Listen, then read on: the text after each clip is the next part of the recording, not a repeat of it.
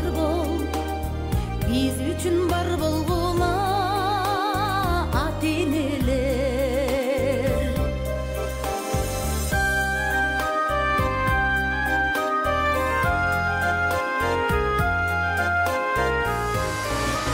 Мекенибизде saat 18.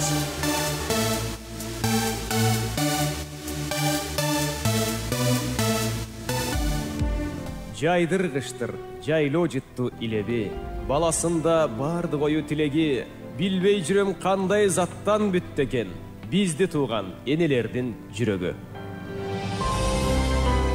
Ар шейшембиде saat 18:00 журналист Асел Кайыпова апалар мектеби берүүсүнө чакырат. Кадырлуу кеч, ардактуу угармандар. Кыргызстаныбыздын 7 дубанында бизди угуп жаткан баардык угармандарыбызга чын жүрөктөн жалындуу ысык саламыбызды айтабыз. Ар жуманын шейшембисинде дал ушул убакытта эфирге чыгуучу апалар мектеби долбоорунун кезектеги чыгарылышы кайрадан ого толкунунда угуп жатканыңыздар Окей радиосу. Жыл жыргаткан мээрмандуу күнөсү, жаз мезгили жаш баланын мүнөзү, кара жерим жашылданып кулпуруп, калкып чыгат бал каймактай ширеси. Жаз мезгили баардык жанды ойготот, жалкоо адам иштен коркуп толготот, эрте туруп эпкүндүүлөр шаңданып эмгек күүсүн иш үстүндө ойнотот. Жаш мезгили жигит кыздын кырдалы, жагалданган мейкин ойдун кырлары, жапырт иштеп эмгек күлүн терелик, жаркын болсун жашоо өмүр жыргалы деген Саттин Абдыкеримова айымдын ырсаптарына орун бере кетели. Чындап эле жергебизге жаз өзүнүн өкүмүн жүргүзө баштады.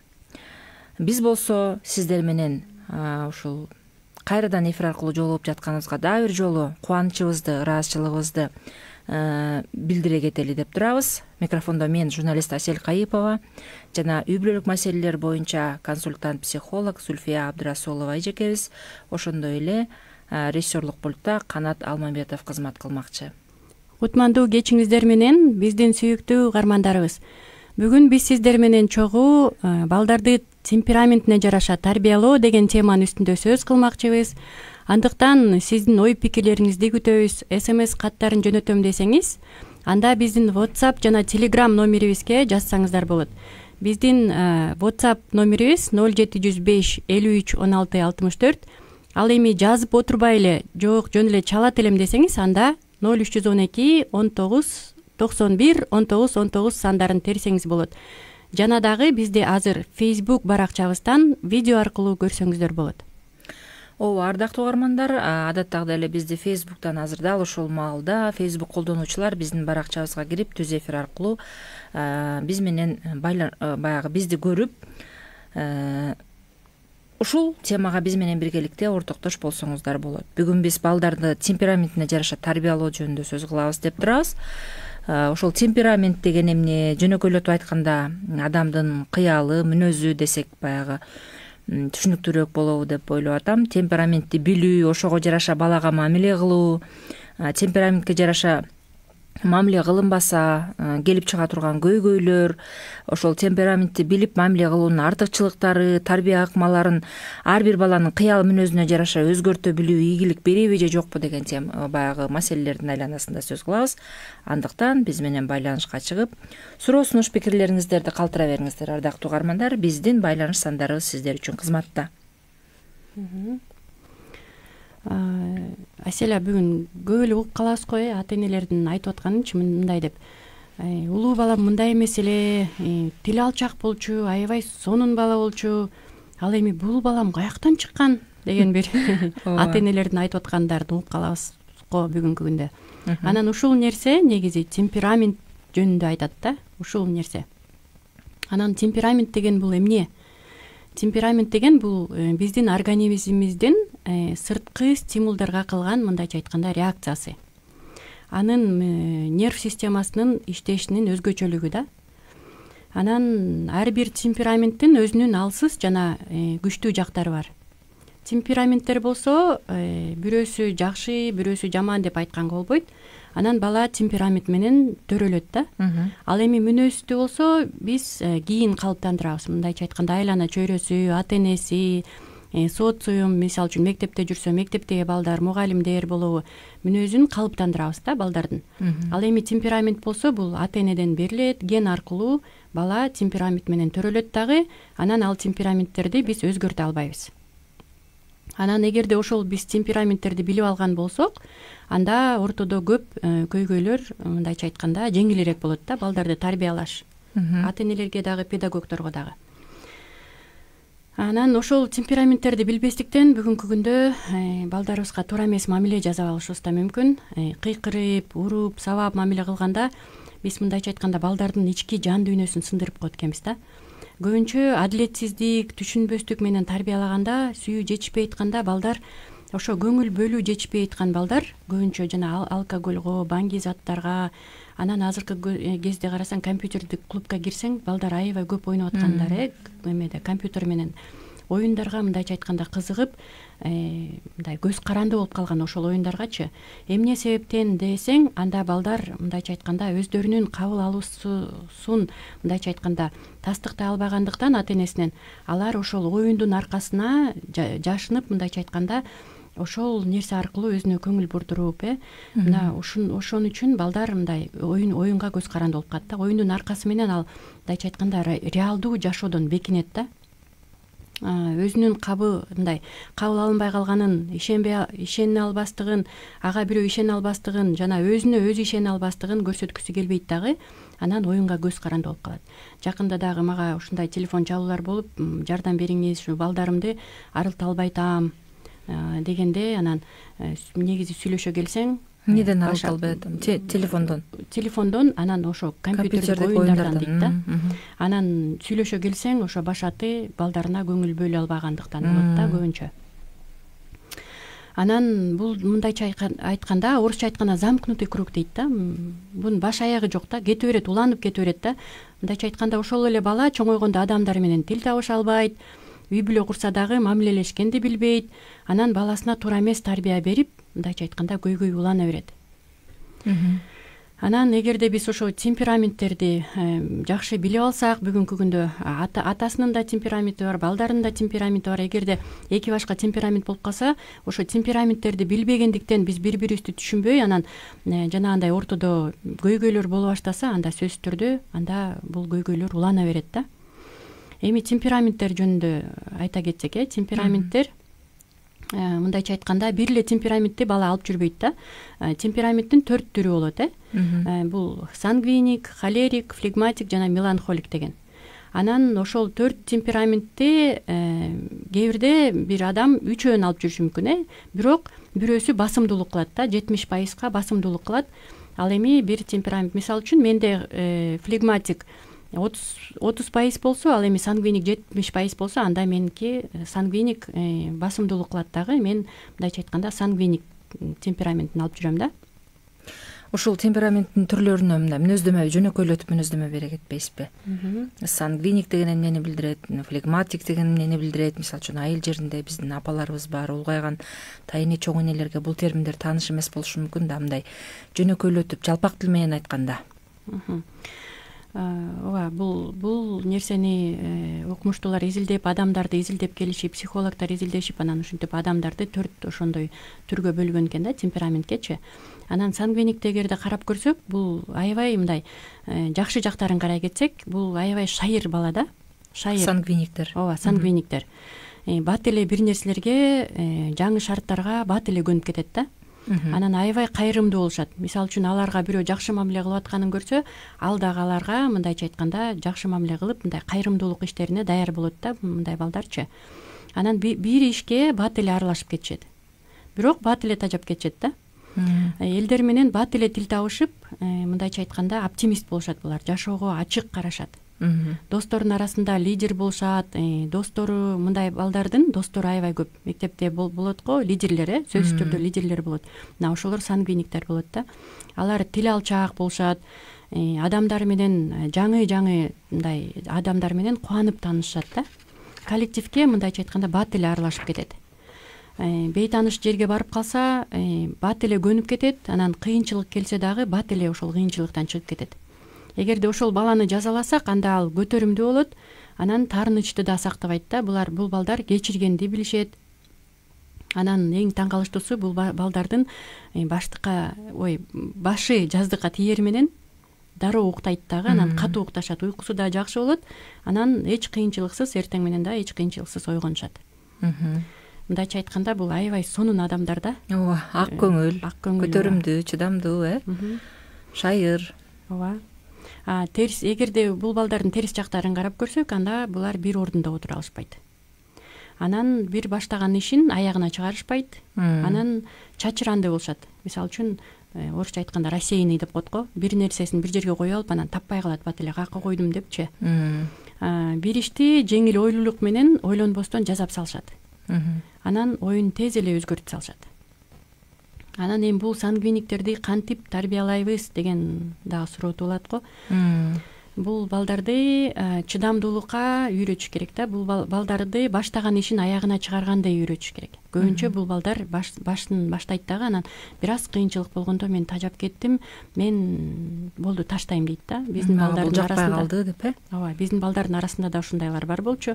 Музыкалык мектепте окуп атканда баштай музыкалык мектепке киргизип атканда биз өз көңүлүң менен кирип атасыңбы, аягына чыгарасыңбы деп убадасын алганбыз. Анан бирок бир аз кыйынчылык болгондо эле таштайынчы апа, таштайынчы деген убакыттар болду. Бирок биздин атабыз ушундай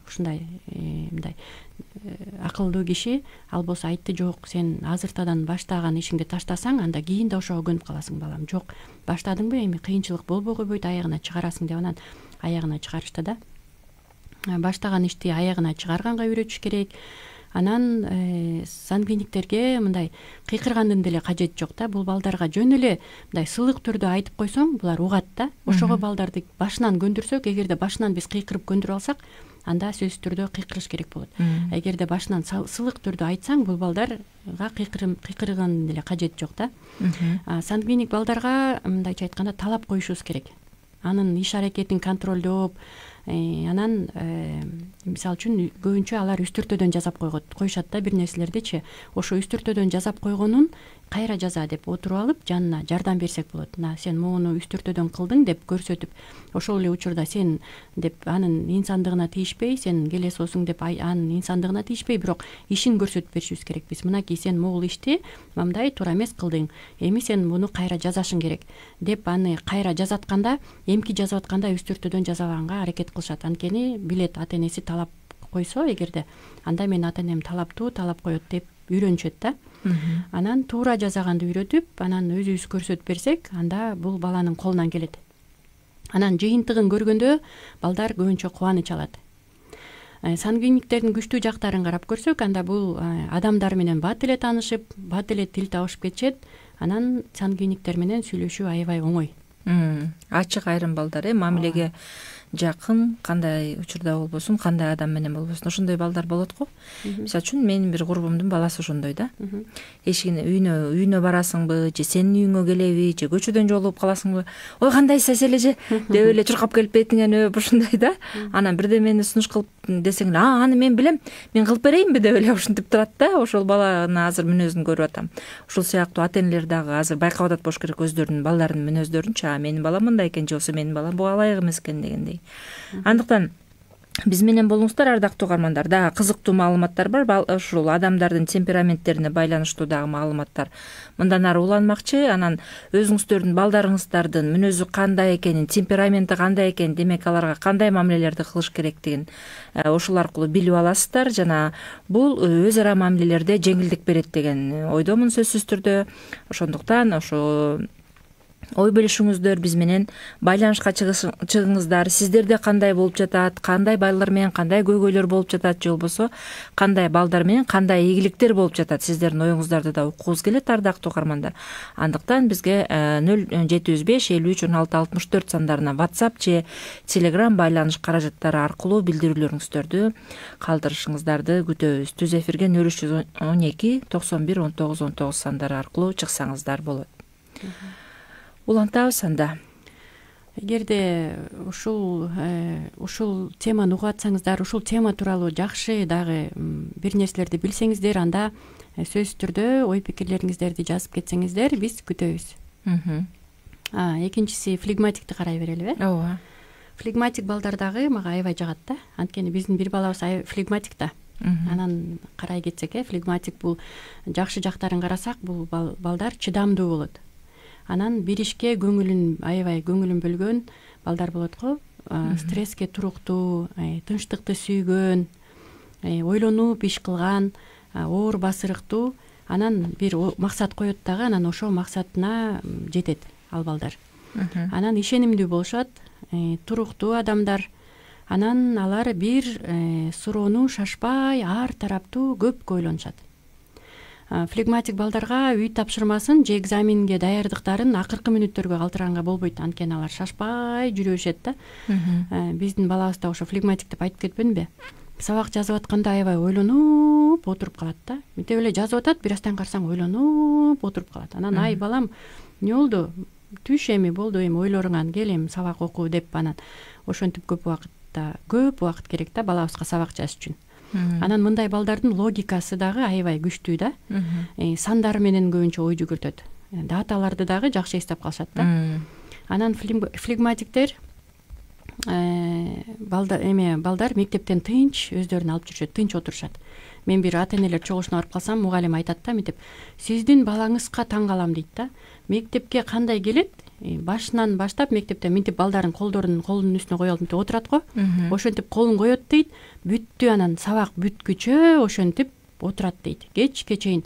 Анан аябай жакшы тарбиялапсыңар дегенде күлөм да, мен бул балам жөн эле флегматик, ал төрөлгөндө эле ошондой болуп төрөлгөн да, мындай жоош болчу, анан кичине тили чыгып калганда балам болбойт десең, болбойбу? Анда да тили чыга элек, болбойбу? деп коюп анан ордуна отуруп калчу да.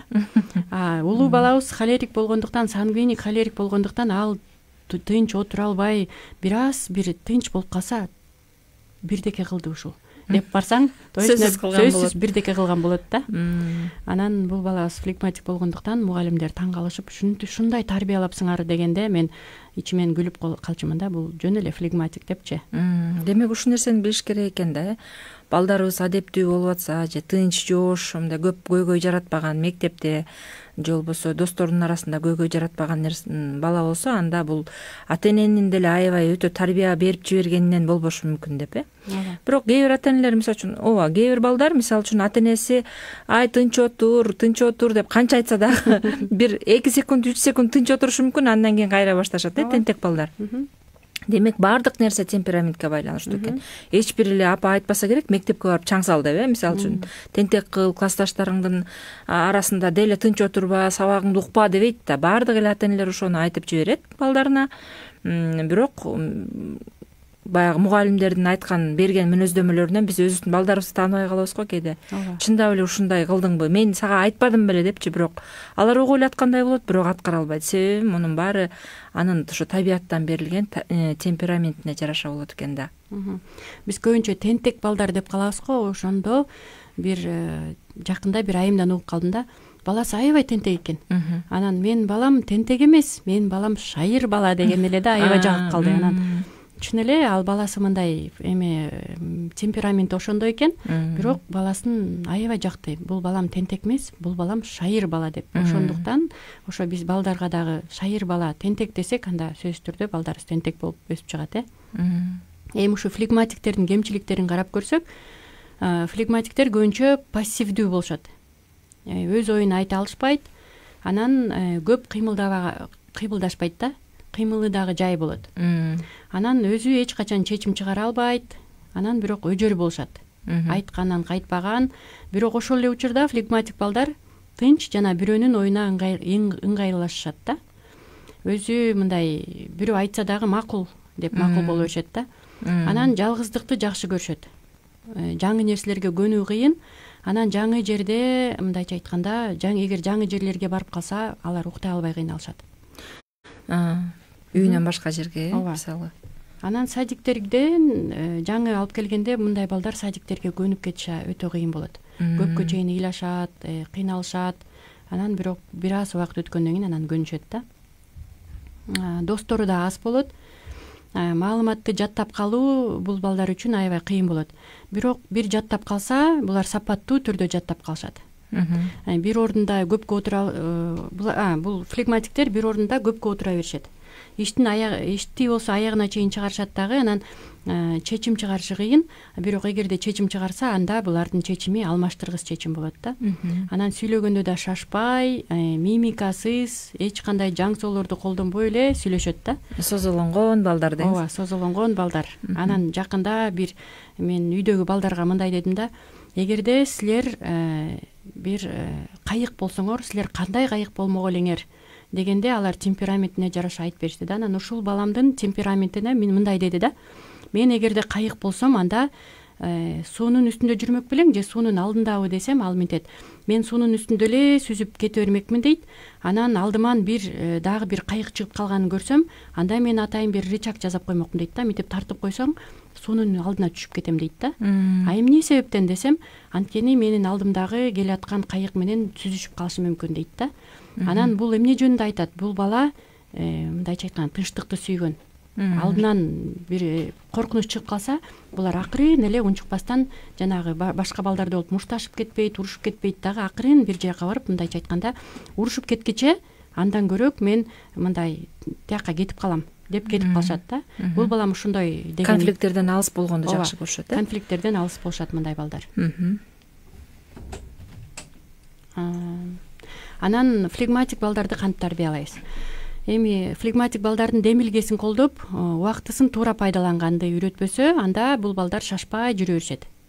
Анан өз оюн катуураак, толугураак билдирүүсүн үйрөтөбүз. Биз көбүнчө сүйлөп атканда акырын жай сүйлөгөндө катуураак сүйлө, толугураак айт, жакшыраак, оозуңду чоңураак ач деп атып үйрөтөбүз да. Коммуникация, азыр сонун коммуникация сабактары бар. Биз бир эмеге барып калсак, кружокко барып калсак, мугалим аябай жакшы өтөт экен ошо коммуникация сабагын. Балдарга ырларды жаттатат экен, ар кандай жанагы бат-баттан сүйлөгөн, жана скороговорка деп коет орусча, ошолорду жаңылмаштарды жаттатат экен. Аябай кызыктуу өтөт экен. Мына ошондой сабактарга кызыктырып, анан көбүрөөк сүйлөштүрүп, көбүрөөк сүйлөшүп ал менен, анан эч качан жай кыймылдаганына ачууланбашыбыз керек. Кандай болсо ошондой кабыл алабыз мындай флегматиктерди. Болгондо ага бир нерсени түшүндүрөрдө көп убакыт талап кылынат. Мисалы үчүн биздин балабызды ага бир нерсе айтыш керек болсо 2-3 жолу айтабыз. Анан түшүндүңбү, мен эмне деп айттым, кайра кайталачы деп атып, анан ошондо жакшы аткарат да бул иштерди. Бир айтканда ал көбүнчө ой унутуп калыптырмын деген бир жагдайы бар да. Же болбосо аны чакырып атканда көп учурда чакырабыз, бирок укпайт да. Мындайча айтканда алар угат, бирок алар келгиче эле бир топ убакыт өтүп кетет да. А башка балдар, мисалы үчүн холерик, жанагы эле сангвиниктерди алсак, чакырар замат 1-2 мүнөттө чуркап келип калышы мүмкүн. Бирок буга убакыт талап кылынат. Ал аны угуп, анан түшүнүп, анан жайма-жай кыймылдап келгиче бир топ убакыт бөлүнөт да, керек болот. Анан биз мындай балдарга кыйкырганда нерв системасына таасирин тийгизет сөзсүз түрдө. Бул балдар түнт болуп кетет. Бирок бул балдарга жакшы жанагындай кылып сапаттуу кылып түшүндүрсө, анда балага жетиштүү болот да. Бул балдарды оюн аркылуу тездикке үйрөтсөк болот.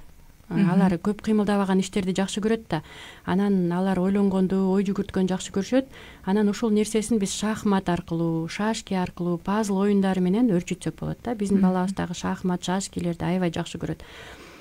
Кыймылы жай болуп жатса дагы, жанагы тезден бол деп аябай кыйнап жүрсө да болбойт да. Бирок үйрөтүшүбүз керек тездикке, бирок антип кыйнаганга болбойт. Бир мультик бар эле го, Леопольд дегенчи, жанындагы чычкандар мүмкүн холерик болуш керек деп ойлоп кетем да. Жанагы келип аябай ачуусуна тиет го, анан ошондо мышык акырын келип эле Леопольд келип мынтет го: "Ребята, давайте жить дружно" деп ошентип эле айтып коет го. Мынтип тигилер аябай тентек кылып атса да, өзүнөн чыгаратса дагы бул акырын келип: "Ребята, давайте жить дружно" дейт эмеспи. Анан мындай карап көрсөң, ошо Леопольд флегматик окшойт деп ойлоп койдум да. Анткени деген ал канчалык бул жагында тентек кылып жатса дагы, бирок бул тынчтыкты сүйгөн адам. Анан бул балдарга конкреттүү убакыт бөлүп бериш керек да. Канча убакытта бүтөсүң деп ага убакытты берсе, анда ал өзү айтса, ошого алар жоопкерчиликти сезет. Бул балдар жоопкерчиликтүү болушат, жоопкерчиликти сезишет да, анан ошол убакытка бүтүргөнгө аракет кылышат. Мисалы үчүн балдар менен кыйкырбай эле сүйлөшүп алса болот. Сен канча убакытта бүтөсүң? Мен сага могул жумушту берип атам деп конкреттүү түрдө көрсөтүп берип, анан могул убакытта бүтүп коюшуң керек деп, анан ошол бүтсө, эгерде ошол жумушту кылса, анда сөзсүз түрдө мактап туруш керек. Анткени бул балдар көп учурда өзүнө ишене алышпайт. Эгерде бул нерсени кыла албай жатсаң, балам, анда башка нерсени жакшы кыласың деп мындайча айтканда колдоо көрсөтүп турбаса, бул балдар бат эле мындайча айтканда өзүнө өзү ишенүүсү мындай төмөн болуп кетиши мүмкүн да. Анан балдарды бат кыймылдаганга урушпай айтып, оюндар аркылуу үйрөтсөк да болот да. Анан балдарды иш жазаганга тартпаса, мындай балдар жалкоо болушат. Мындай балдарды бир жумуш кыл десең, анда сөзсүз түрдө ыйлашы мүмкүн, кылбайм деп айтышы мүмкүн, бирок бул балдарды сөзсүз түрдө ишке тартпаса, анда жалкоо болушат да бул балдар. Флегматиктин күчтүү жактары бул мындайча айтканда рационалдуу болушат да. Рационалдуу деген бул башкача айтканда мындай ойлонуп иш кылышат булар. Аябай акылдуу болушат, оор басырыктуу дебедикпи? Анан баштаган ишин булар сөзсүз түрдө аягына чыгарышат. Эми холерикти карап көрсөк, холерик балдар аябай активдүү балдар болушат. Бул балдардын мүнөзү оор болот. Ачуусу мурдунун учунда деп коет го көбүнчө. Анан булар өзүнө ишенген болушат, бат эле чечим кабыл ала коюшат, ойлонбостон да чечим чыгарып салышат да көп учурда. Анан ойлонбостон чечим чыгарып алып туруп, эмне кылдым деп анан кийин ойлонуп калышат да. Анан бул балдардын кыймылы бат. Жана биз айтпадыкпы, шайыр бала деп, шок бала деп, тентек деп коебуз го. Мына ушул балдарда бул балдар күткөндү жаман көрүшөт, анан бат-баттан мүнөзү өзгөрүп турат. Бир ордунда такыр отура алышпайт. Талашып тартышканды да жакшы көрүп, жана спорить этет деп коебуз го. Бир аз болсо, кел спорить этебиз деп калышат эмеспи? Өздөрүнүн баягы кыйын экенин көрсөткөнгө дайыма аракет кылган балдар, лидер балдар. Ооба. Спорт эткенди жакшы көрөт дедик, анан кылам деген нерсесин алар кылышат. Эч нерседен коркушпайт бул балдар. Бат эле оюн өзгөртүп коет дагы, анан тобокелдүүлүктү жакшы көрүшөт. Мына риск деп коет го, рискке барышат да, жөн эле. Анан укмуштуу иштерди дагы, жана орусча айтканда приключенияларды жакшы көрүшөт булар. Жаман көргөн нерсеси бул балдардын анын активдүүлүгүнө чектөөлөрдү койгондо ал аябай кыйналат. Анан ага кыйкырганда дагы ал аябай нерв системасына таасир берет бул балдаргачы. Ага кыйкырганда ал сөзсүз түрдө кыйкырык менен жооп беришет бул балдар. Анан тынч отур деп аны тыйганда бул анын колунан келбеген нерсе. Сен жаңы эле айттың го, тынч отур десең бир 2 секунд эле отуруп эле анан кийин кайра тентек кылып башташат деп. Мына ушул балдар тынч отура алышпайт такыр. Бул анын колунан келбейт тынч отурган. Андан көрө анын активдүүлүгүн бир акылмандуулук менен колдонсок жакшы го деп ойлойм да, бир жумуштарга жумшаппы. Анан бул балдар дайыма биринчилерден болгусу келет. Карап көрсөң катуу сүйлөшөт, кыймылы да бат. Анан холерик балдарды тарбиялаш оңой эмес. Баштаган ишин аягына чыгарышпайт бул балдар дагы. Мисалга бир холерик баланы алып карап көрсөк да. Мисалы үчүн эртең менен апасы баласын ойготту дейли. Анан ошол эле баласы түндө уктай албай жатып, араң уктаган, жана түндө дагы уйкусу жакшы эмес болуп, улам ойгонуп, кыйкырып чыгып, жакшы уктабай чыккан баласы жаңы эле ойгонду дагы, анан 5 мүнөттүн ичинде эшикке чыга калып, иттин куйругунда басканга жетишти, үйгө келип чынын сындырганга да жетишти. Ушунун баары 5 мүнөттүн ичинде болуп кетти да. Кече эле атасы, ата-энелер чогулушуна барып келип, анан мындай деп келгенде, мугалиме аябай, мына балаңар аябай тентек, кече деген мен сабагымды бузуп, кыйкырып, сабак бербей, отуруп алып тиги кыздын чачын тартып, анан кече эле костюмун айырып келген үчүн ата-энесинен мындайча айтканда тил алган бала бүгүн эртең менен туруп алып 5 мүнөттүн ичинде жанагынын баарын жазады да. Анан ошол учурда апасы кандай мамиле кылат эми? Ошол учурда апасы сөзсүз түрдө ага кыйкырат. Ошондо кыйкырганда бала аябай жаман болот дагы, ал сөзсүз түрдө кайша айтат ал бала. Анан буту менен жер тепкилейт дагы, анан өзүнчө бир нерселерди сөзсүз түрдө сүйлөнөт, анан көпкө тынчтана албайт дагы, анан ошондой маанай менен элестетип көрсөк мектепке кетет. Анан мектепке кеткенде эмне болот? Ал жактан кайрадан балдары менен мушташат дагы, шымы айрылып, же болбосо дагы бир кийимдери айрылып келиши мүмкүн. Эми бул мисалды алып көрсөк, анда бул бир аз ашыкча көрсөтүлгөн мисал болду, бирок болжолдуу түрдө бул холерик балдар ушундай болот да. Ачуусу мурдунун учунда болгондуктан бат эле өзүнөн чыгып кетет. Анан эгерде ал жакшы баа алып калса, анда айылдын баардыгы билип калат да. Анткени эмоциясынын баардыгы сыртында. Ал мактанмайын тура албайт. Мактанып, ооба, сөзсүз түрдө мактанат ал бала. Мактанганда дагы эмоциясын сыртка чыгарат да. Аябай эмоциясы ачык, аябай элдерге көрүнгөн эмоциясы да. эгер жакшы жактарын карап көрсөк, ал мындай көз карандысыз, эч кимге өзүнө ишенген, сабак окуган, мындайча айтканда эч нерседен тартынбаган. ооба, эч нерседен тартынбаган. Анан эгерде сабак окуган балдар болсо, анда биз ага сен акылдуу баласың, мисалы үчүн дептерлериңди, китептериңди сумкага саласың, сен унутпайсың, мен сага ишенем, сага ишенсем болобу деп ушинтип тарбияласак болот бул балдарды. Ишеним көрсөтсөк, анда бул балдар сөзсүз түрдө өскөнгө, кайрадан өскөнгө, мындайча айтканда умтулушат жана аракет кылышат. Бирок үй тапшырмаларын текшерип турбаса, бул балдар баштаган ишин аягына чыгарбайт дедик. Өзүн керектүү, маанилүү сезгиси келет бул балдар. Анан эгерде ал өзүнүн жакшы жактары менен эгерде өзүн маанилүү сезе албаса, анда ал сөзсүз түрдө мушташат, ошентип билдирет ал. Анан тентек мындайча айтканда жүрүм туруму менен ал өзүнө көңүл бурдургусу келет да. Эгерде биз мактабасак, анда сөзсүз түрдө мушташ менен, тентек жүрүм турум менен өзүнө көңүл бурдургусу келет. Жана жогоруда айта кеткендей, анда бул балдар сөзсүз түрдө көз каранды болуп баштайт. Оюндарга, анан чоңойгондон кийин жана алкоголь ичимдиктерине, мүмкүн банги заттарына ошентип көбүнчө көз каранды болуп калат.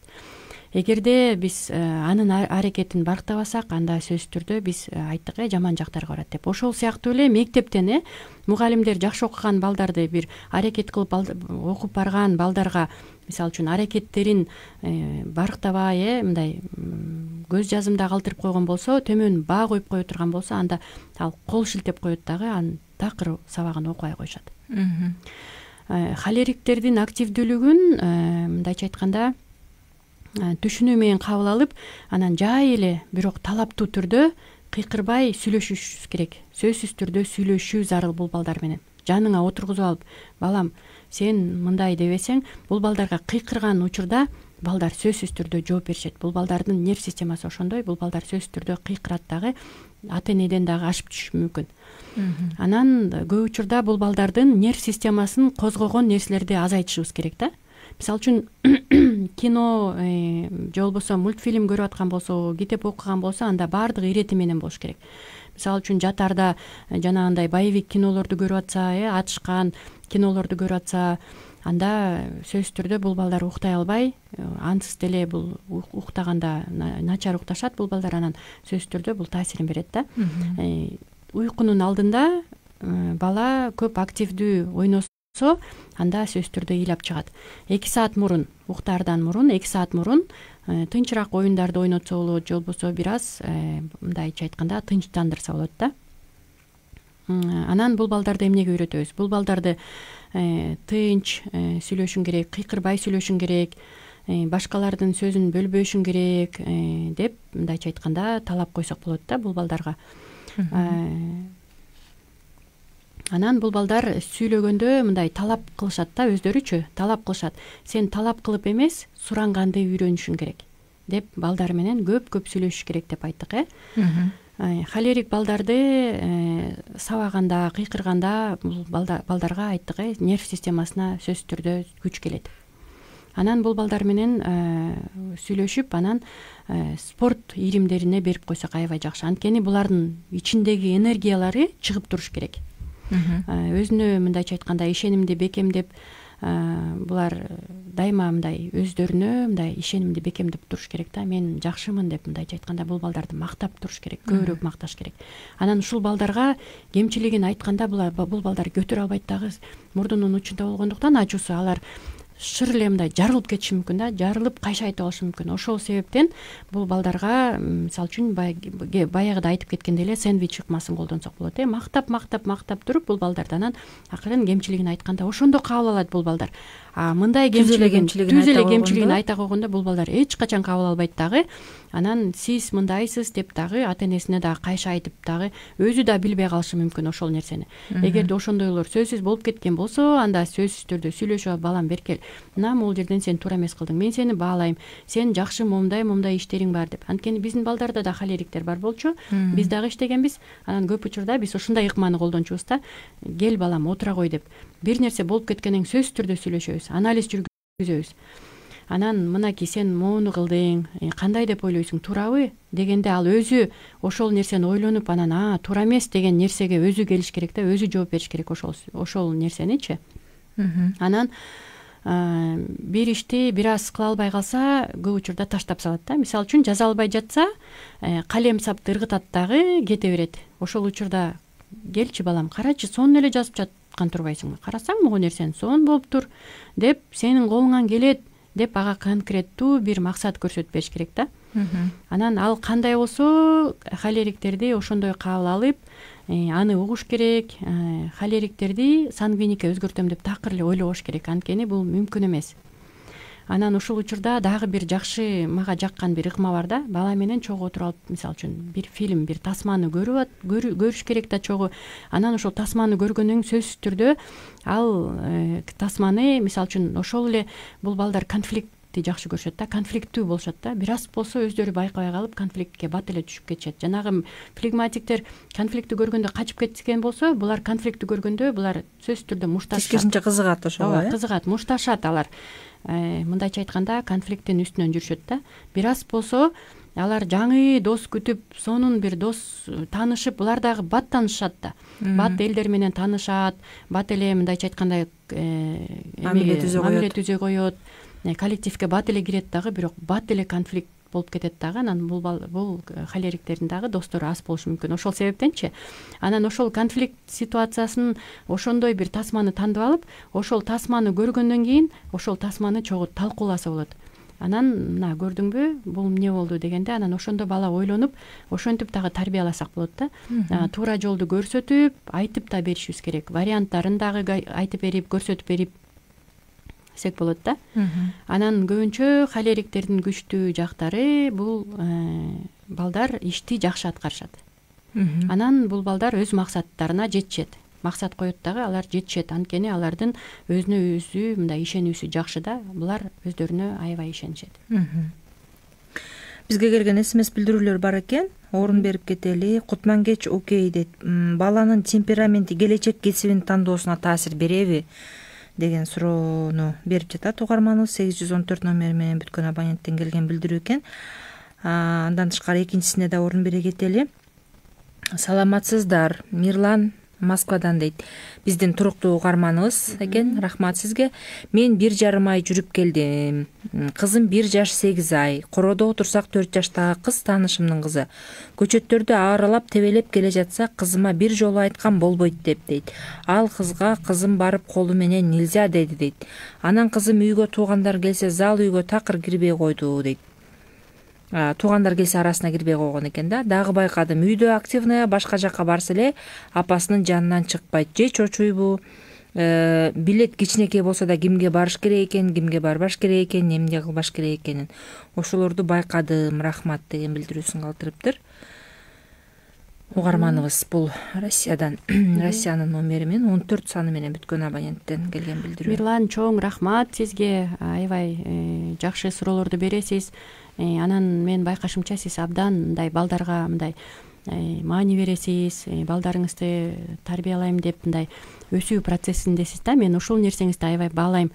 Анан кызыңызды азыр ушул дагы бир темперамент бар, ошол жөнүндө айтып кетебиз. Анан кызыңызды ушул темпераменттердин арасынан тапсаңыз болот, кайсы темпераменттеги. Көбүнчө биздин дагы бир кызыбыз бар болчу, ал мындайча айтканда өзүнүн эмоцияларын башкалардын алдында көрсөтө албай, бирок үйдөн мындайча айтканда эмоцияларын жакшы көрсөтчү да. Бул мүмкүн меланхолик болушу мүмкүн. Меланхоликтер дагы ошондой да, өздөрүнүн эмоцияларын башка жактан көрсөтө албайт да, бирок үйдөн кадимкидей эле кыйкырып, ыйлай турган жерден ыйлап, күлө турган жерден күлүп жүрө берет. Бирок бир жакка барса, алар мындайча айтканда түнт болуп калышат да. Башка адамдарды байкап эле, анан өздөрүн мындайча айтканда көрсөтө алышпайт.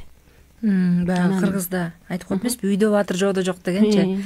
Үйдөн кандай тентек кыласың, бирөөнүкүнө барганда эле мынтип каласың деп апалары, аталары ошондой мүнөздөгү балдарын айтып калышат го. Анан дагы биринчи суроо баланын темпераменти келечек кесибин тандоосуна таасир береби деп. Сөзсүз түрдө таасир берет. Анткени карап көрсөк, ушул эле холерик балдар мындайча айтканда лидер болушат да, булар. Алдыда жүргөн начальник, директор болушу мүмкүн, мүдүр болушу мүмкүн.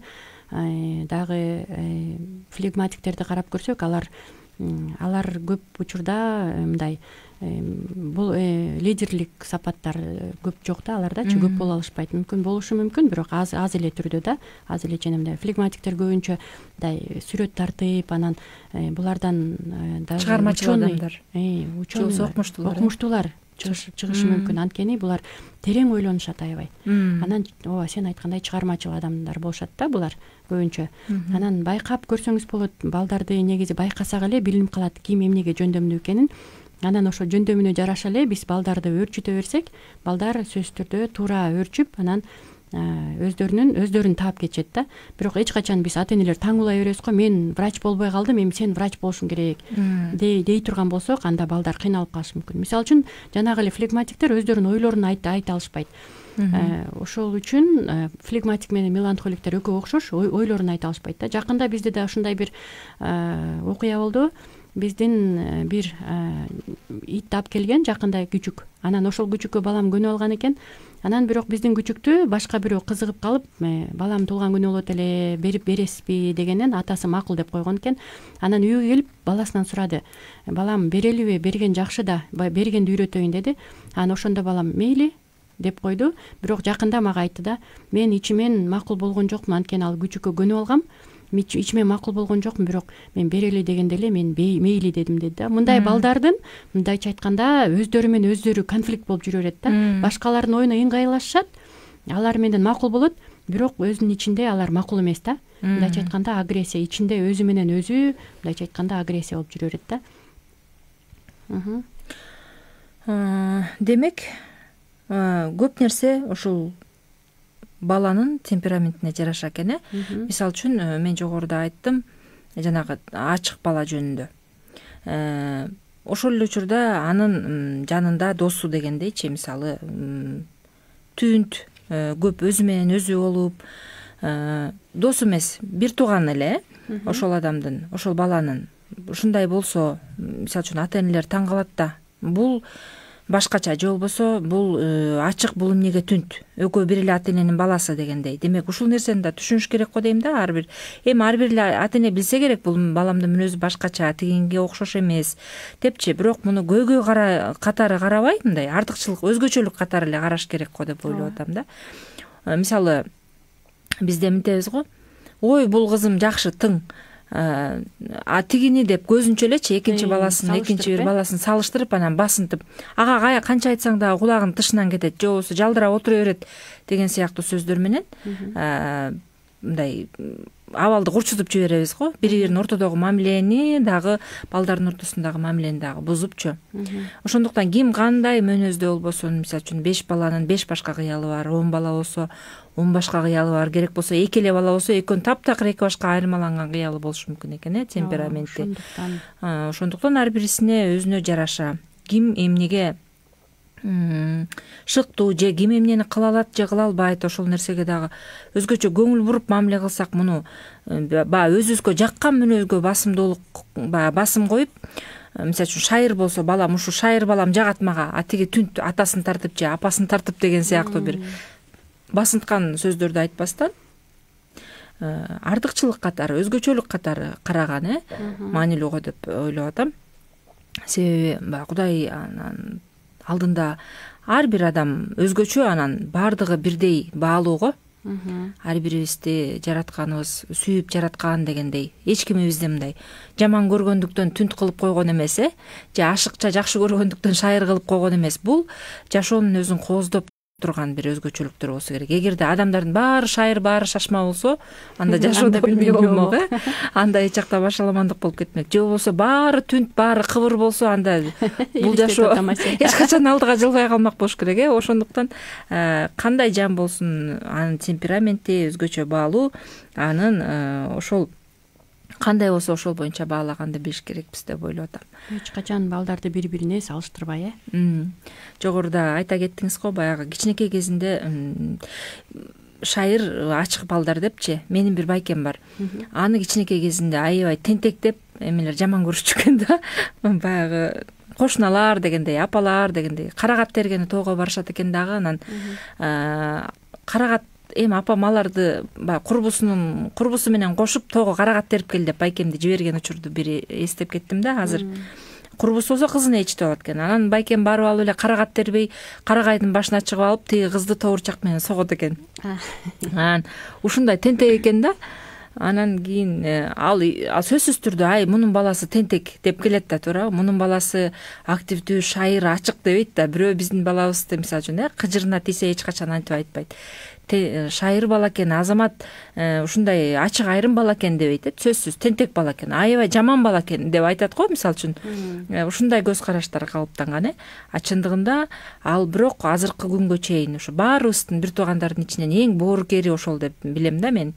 Өтө мындай колунан келсе баарыбызга жөн эле колунан эмне келсе баардык жардам бергисин келип ушинтип турат да.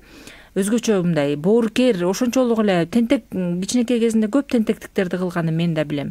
Ошол баягы тамашалап ойнойм деп атып өзү эсимде, мен ал кезде аябай эле бир топ эле кичинекей болчумун, бирок эсимде калыптыр. Ушул көйнөгүн жайында ак көйнөгүн ütүктөп кийем деп, анан баягы ütүктү ысып турган ütүктү ысыганын билем деп курсагына басып көрүп жыңалач боюнча. Өзү жыңалач, анан кийин эшиктен жайдын күнү ысык да, үйдө ак көйнөктү ütүктөп алып анан киймек.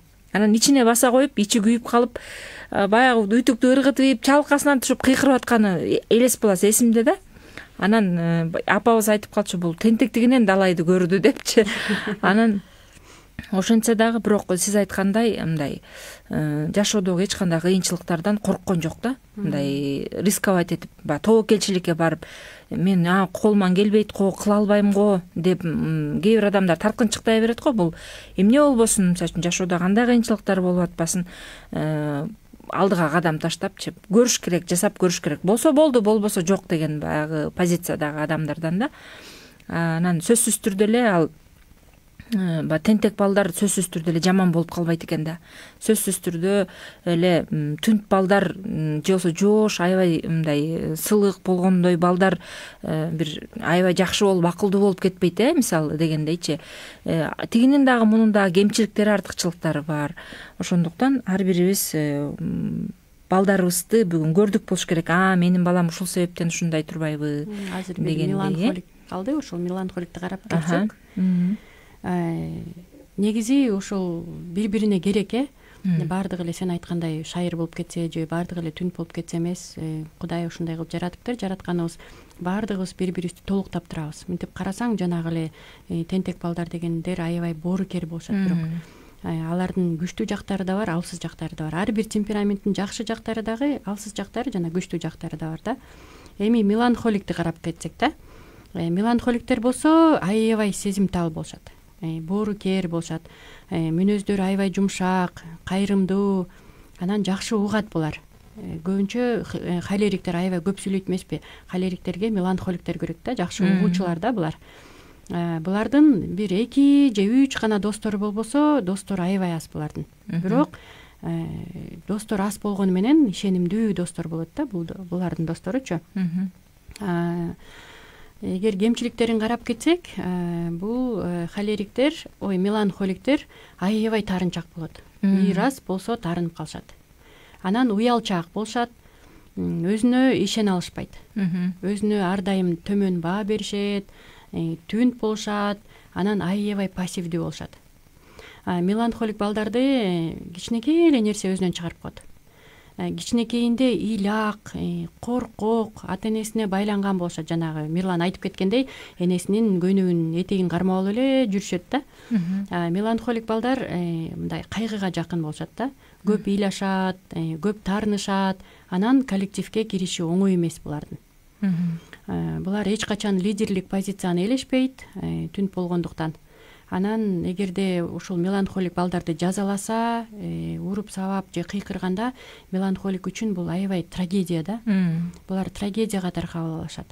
Анан бир кандайдыр бир алмашууну, кандайдыр бир жаңы нерселерди булар жактырышпайт. Эгерде жаңы шарттарга барып калган болсо, жаңы жерге барып калган болсо, булар эмне кыларын билбей калышат да. маалыматты булар кыйынчылык менен эстеп калышат, анан дайыма чачырандуу болушат да, дайыма алаксыйт. Мисалы үчүн сабакта отурганда эжеи сабакты түшүндүрүп аткан болсо, бул баланын ою үйдө апам эмне тамак бышырып атат болду экен деген, мындайча айтканда алаксыгандыктан булар ошо сабактан дагы бир аз аксашы мүмкүн да. Анан бул балдар мүнөзү ошо бат чарчашат да, бул балдарчы. Анан ошо бат чарчагандыктан мүнөзү дагы начарлайт бул балдардын. Өздөрү болсо чечкинсиз болот, акырын сүйлөшкөн балдар болот. Бирок акырын сүйлөсө дагы, бирок булар сабаттуу сүйлөшөт. Мындай сезимтал адамдардан таланттуу адамдар чыгат да. Мындай балдарга аткара албаган нерсени талап кылбай, тескерисинче колдоо көрсөтүш керек. Анан бул балдар жанагы холериктерге окшоп, жанагынтип талашып тартышып спорить эткен жакшы көрүшөт булар дагы. Ошол нерсеси окшошуп кетет да холерикке. Айтканын беришпейт, өжөр болушат. Анан ар бир ишин булар анализ кылышат. Анан бат-баттан чечим кабыл ала алышпайт. Активдүү иштерден бат эле чарчап кетишет. Башкалардын көзүнчө эмоцияларын көрсөтө алышпайт. Бирок үйдөн жашынакай эле эмоцияларын көрсөтүп жүрө берет, бирок башка жака барганда булар эмоцияларын көрсөтө алышпайт. Анан бир нерсе болсо буларга кечириш аябай кыйын, кечире алышпайт. Анан булар жана перфекционист деп коет го, баары идеалдуу болуш керек деген адамдар да. Кыйкымчыл. Ооба, булар кыйкымчыл болушат. Бүт бардыгы жогорку стандартта болуш керек. Анан өздөрү дагы ошо жогорку стандарттарга умтулуп жашайт. Анан башка адамдардан дагы ошол эле нерсени күтөт. Жогорку сапатта болсо экен деп башка адамдардан дагы ошол эле нерсени күтүшөт. Анан булар өздөрүн аябай сындашат, критикалашат. Эгерде бир жерден ката кетирип алса, булар аябай кыйналышат. Ошол жөнүндө кечке ойлоно беришет, анализдей беришет, эмнеге мен мындай кылдым деп өздөрүн мындайча айтканда жемелеп, кыргызча айтканда жеп коет деп коет го. Өздөрүн жемелеше берет да. Ошол учурда башкалардан да ошол нерсени күтөт да, башкаларды дагы бат соттошот бул меланхоликтер. Анан бул меланхоликтерди мындайча айтканда спорт менен машыктырып, жашоосуна ар кандай нерселерди кошсо болот да. Мисалы үчүн сейилдеп келип, бир жактарга алып барып, булар көп учурда көп адамдарды жаман мындай ошол жака барганды жактырышпайт да, көпчүлүктө болууну. Көпчүлүктө болууну жактырышпайт. Ошон үчүн баланы көндүрсө болот. Мисалы үчүн бир жактарга алып барып, сүйлөшкөнгө, баарлашканга буларды үйрөтүп, булар да көп сүйлөшпөйт, түнт дедик э. Анан көп сүйлөп, бир баарлашып атканын көрсөңөр, анда ошол учурда сөзсүз түрдө мактап, ой сен Азамат бүгүн сүйлөштүң го, бүгүн жанагындай көп балдардын арасында ойнодуң го, сен Азаматсың деп мындайча айтканда мактап үйрөтсөк болот э. Анан меланхоликтердин күчтүү жактары булар дүйнөнү өзгөчө сезишет. Адамдарды да сезишет. Булар сезгич болушат. Эмпатиясы абдан өрчөгөн болот. Мындайча айтканда башкалардын кайгысын булар аябай жакшы түшүнөт. Мындайча айтканда бул адамдарга кийин барып мен ошо өзүмдүн бир кемчилигимди же болбосо кыйналып жүрөм деп айтсаң, бул меланхоликтер аябай жакшы угушат. Анан сырды да сакташат дагы. Анан ошол адам сени түшүнөт да, аябай жакшы түшүнгөн ошондой сапаттары бар да бул меланхоликтин. Бизге келген акыркы СМС билдирүүлөрдү окуй кетели, убактыбыз дагы соңуна жакындап калды. Саламатсыздарбы Кутмангеч? Менин кызым аябай кыймылдуу дейт, физикалык жумуштарды жакшы жасайт. Жасап жатса сүйлөйм да уккусу келбей калса ырдап коет дейт. Сезип калам, унчукпай түшүндүргөнгө аракеттенем. Азыр 2-класспыз дейт.